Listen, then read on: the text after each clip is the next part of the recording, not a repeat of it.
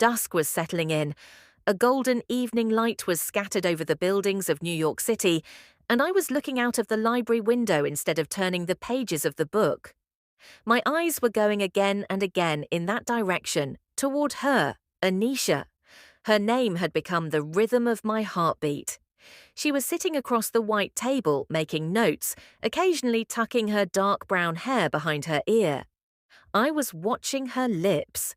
Light pink, moist, sometimes pressed together in thought, sometimes touching the rim of her coffee cup. The first time she spoke to me, even that day I was only looking at her lips. "Your pen is lying on my book," she had said, and her smile shook my entire world. There was a sweetness in her voice mixed with an American accent. Her parents were Indian, but she had grown up right here in Boston. For weeks, our conversations stayed limited to books, projects, and the weather. But in every conversation, my attention remained fixed on her lips. When she said please, her lips rounded on the P. When she said thank you, her tongue touched her teeth on the theth, and her lips curved into a smile. Those lips became my secret prayer. Then that night came, the campus diversity party. We were both standing a little apart from everyone else. She was wearing a red dress, and the same shade of lipstick was on her lips. "I don't like the noise here," she said, bringing her mouth close to my ear. The warmth of her breath brushed against my cheek. "Me neither," I said, my heart pounding hard. She kept looking at me silently, then asked, "Why do you always keep looking at me, Sarah?" My breath stopped. What could I say? Should I say that your lips take me to the ocean, that I want to run my fingers over them, that I wonder what it would feel like if they touched mine? My voice faltered. She took my hand. Her touch was like electricity.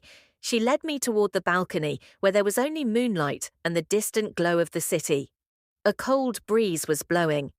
"I know," she said softly. "I like looking at that too." "At what?" I whispered.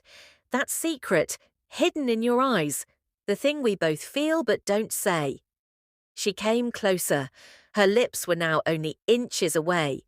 My entire world centered on them. She whispered into my ear, "My lips want to tell a secret. Will you listen?" I could only nod.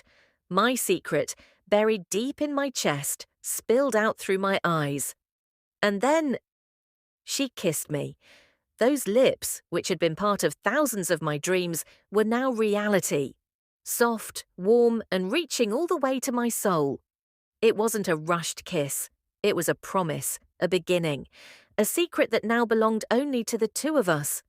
When we parted, she placed her finger on my lips, as if saying, "Be quiet." "This is our secret," she said, her eyes sparkling. "Your lips, my lips, only ours." From that day on, every kiss is a secret conversation. Every glance is a coded message. In this vast city, where everyone has their own stories, our love is hidden on our lips, our own beautiful, unfinished American truth.